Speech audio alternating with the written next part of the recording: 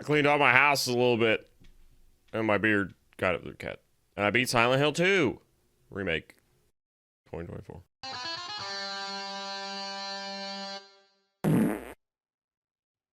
Yeah, after like 22 hours, I finally beat the Silent Hill 2 Remake. After like stopping again and again for like months at a time. I just wanted to show my armpit meat. Also, I've been able to work out again. Watch this. They're actually moving. Okay. And yeah, it's the second Silent Hill I've ever beaten. The other was Silent Hill 4 The Room, which was kind of like the movie The Room. It's just that movie, but with meat, ghost zombies, and dogs with proboscis tongues. Shut up. Yeah, 4 was kind of stanky a little bit. It was still fun overall, and I guess it's a classic in some ways. This was actually really good. Silent Hill 2 Remake, that is. They did a good job with it. It was the Studio Goobers. My baking chicken, the thing finally popped or whatever. Yeah, it was very good at like being atmospheric and scary, and there were times when there's like not even any enemies coming out, but you never know because like the atmosphere is built up in a way that you just assume something's coming for you. And they do a good job of just keeping that going, building fog and scary times. And one problem I have though is that the game is so fucking dark. Like you're in a lot of buildings that either block out the sun because it's broad daylight or it's just nighttime and you cannot see shit. Either way, because it's just pitch black everywhere, even with your flashlight, which I feel is fucking narrow. They hadn't invented uber bright LED sun spot ones. And it does get like a little formulaic, because it's like, okay, new location, go into each room, get fucking jump scared by meat leg monsters or fucking meat bag things. There's a lot of meat enemies, and it just kind of, after a while, it's like, all right, this is a little old. But they do things to switch things up, like the labyrinth, which has that cube. You, like, have to move the cube around and do 3 different sections. But then that's still, like, running through rooms. Although towards the end, it's getting jump scared by a siren while monsters form a meat party and kill you. And then there's a stealth section in the final place in the hotel. They take away your weapons and make you go to the 2 basement levels, and it's not as scary as you'd think. Honestly, the scariest part was having to like backtrack and get my stuff back, going through areas where there were like more enemies. Because in the 2 basement areas, there's just a couple of these like weird fucking ceiling crawling dickheads. Kind of look like the nurses, but with big suck fleshlight hands and legs. Big suck. And yeah, just getting back up to like the ground floor and thinking, oh shit, I have to go find the room that has my stuff, and you don't even have your map for like the first floor or the second. You just have like the very bottom basement. That's kind of scary. That was the scariest part of that. But yeah, there are times where they break things up so it's less formulaic, but it does get kind of old after a while, and I kept getting to like areas. Bear in mind, this is the first time I played any version of Silent Hill 2. So I kept getting to areas thinking like, all right, I think I'm almost done, especially in that labyrinth cube place. And I was like, oh fuck, I rode to the island that they like talk about in myths, I think, all throughout, and the hotel is there, or at least you row somewhere with a hotel. And it's like, well, I'm going through that. It sure looks like there's 3 or 4 floors from where I could see it. I'm sure there's a basement. And sure enough, and the hotel's huge, and they try to, well, after what you go through in the labyrinth, they kind of go back to basics with, like, trying to just make monsters jump at you, because in the third part of the labyrinth area, they're doing more, like, psychological stuff, like, there's a hallway breaking down as you kind of repeatedly go through it, and they throw a bunch of enemies at you in, like, an alarming fucking sequence of meat fighting. And then, oh yeah, you go through, like, a meat wall while Pyramid Head chases you. And then it's just back to the basics in this hotel. But at least you can go outside a bunch, and at least it doesn't throw you into the fucking meat zone. Because a lot of the other places, you finish them, and then Pyramid Head choke slams you, and you're in meat zone. Or some monster grabs you or something. And it's just like a rundown, gross version of the place. That actually does kind of happen in the hotel. But they make it very linear. and you're basically just on a track to the end of the game. So it's fine, and it's not entirely the meat zone again.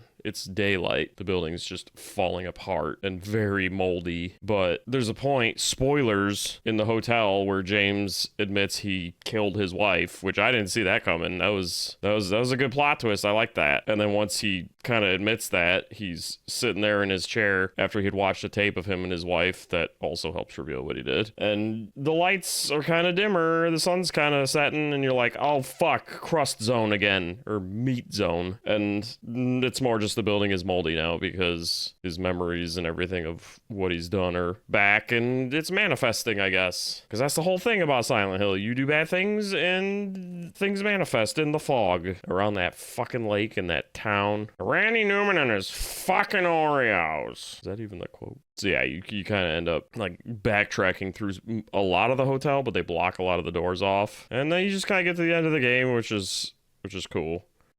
I mean, it's a fun little plot. You go through the whole game not realizing James, like you get a feeling James is like off because he doesn't seem to be bothered by a whole lot. Like he never once is like, what the fuck is going on? I need to get out of here. He's just kind of wandering through, and he doesn't seem to fully grasp what's going on, but doesn't seem to really be shaken by it. And he just keeps going no matter how many times fucking Pyramid Head kills Maria. Yeah. And then when he gets to like the end of the game, there's a part where there's like 2 pyramid heads, and he's like, yeah, I know what you guys are. I don't need you anymore. And then they just kill themselves after like a brief fight. Because the whole thing about Silent Hill is everything's manifested based on like your brain and what your brain meat is feeling guilty about or trying to process and whatnot. It calls bad people. If it calls me, I'll manifest a lot of meat and crust. That's why Laura, this child that's there, is like not really seeing monsters, because she hasn't done anything. She's a kid, so none of it's really affecting her. She can just run around the town. You wonder the whole time, like, how is she doing that with these meat men everywhere? Which, the gross thing is, like, his wife's disease made her look so crusty and, like, gross by the time he killed her, and it's, like, some made-up thing. So it's like, is that why all the monsters are so gross and meaty looking? Because of that? Like, it's believed the nurses are kind of hot because he was, you know, getting horny from not being able to have sex. That's kind of how Maria came to be. She's a manifestation of that and really fucking wants him bad. So then what are the wall suck fleshlight things? But yeah, there are some interesting manifestations. Like, Angela has a very bad backstory, and the monster you fight is kind of reminiscent of that. I won't get too into it, but it's something I noticed like when I was playing the game. She kind of walks off and gets consumed by fire, I guess, but she says she always knew it was there. And then there's Eddie. You get into a gunfight with him and fucking blast his ass a bunch. And he's another guy that like stumbled into Silent Hill. He and Angela are both real, and you fight him in a meat locker, which is perfect. And he killed a dog and ate its own entrails because of what he did to it. And they shot a dude in the leg. And it's not clear if he killed that dude, but there's this body that keeps following him around that he keeps shooting and talking shit to in Silent Hill. So I'm assuming he did kill the guy, or it led to his death, or he wanted to kill him. Yeah, there's a lot of stuff going on with the story. It's very interesting, and the thing about the game is, like, none of it is ever fully explained. You have to interpret and pick up on it yourself. I'd probably be horribly confused without, like, the internet.